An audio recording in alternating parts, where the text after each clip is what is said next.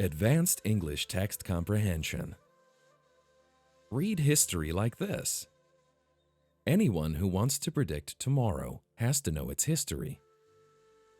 To know is not only to know the present, it is necessary to know the past as well.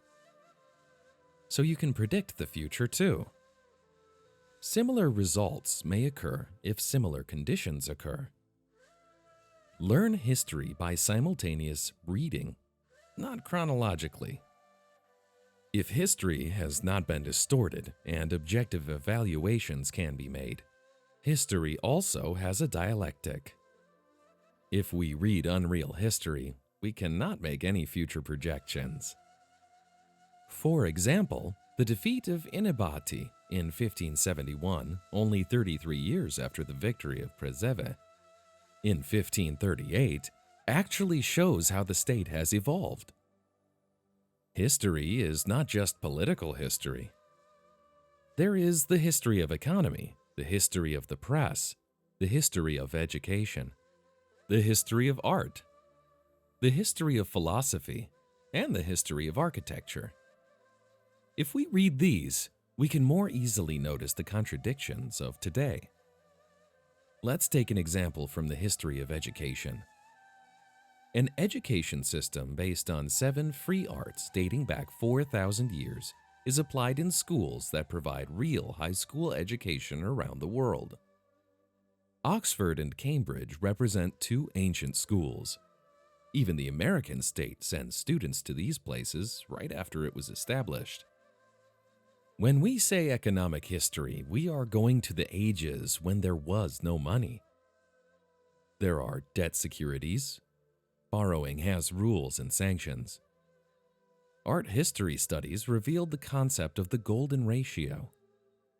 In the past, these studies were carried out in the Alexandria School. When it comes to architecture in the Ottoman Empire, the first name that comes to mind is Mimar Sinan. But there are many things that need to be studied in the field of art history. Even the ancient Lycian Road, which is 555 kilometers long, is an issue that needs to be examined on its own.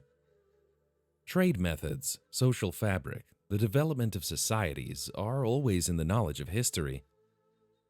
The slave trade is the oldest trade of states.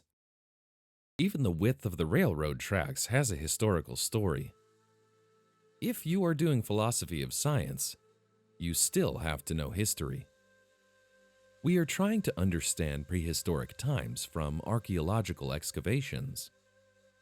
Sumerian cuneiform was used for 4,000 years. How were the Egyptian pyramids built with millimeter precision? In the excavations of the city of Troy, 3 different cities are unearthed. Every new technological development brings with it new destructions with logarithmic increase. Guns in the First World War, atomic bombs in the Second World War. Now nuclear wars are on the agenda. We understand better through reading history.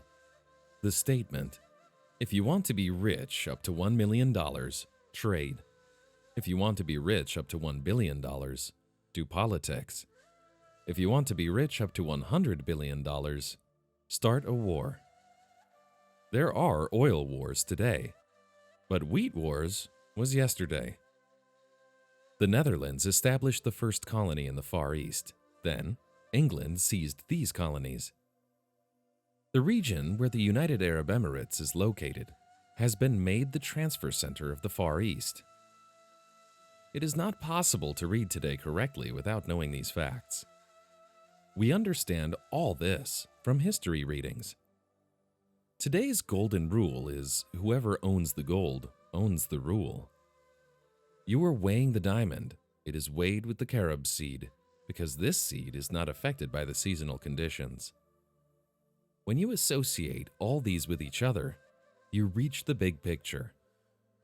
Just as a toy puzzle does not reveal a real mosaic painting, we cannot make sense of what is going on when we do not read the real history. For these reasons, it is useful to know the history.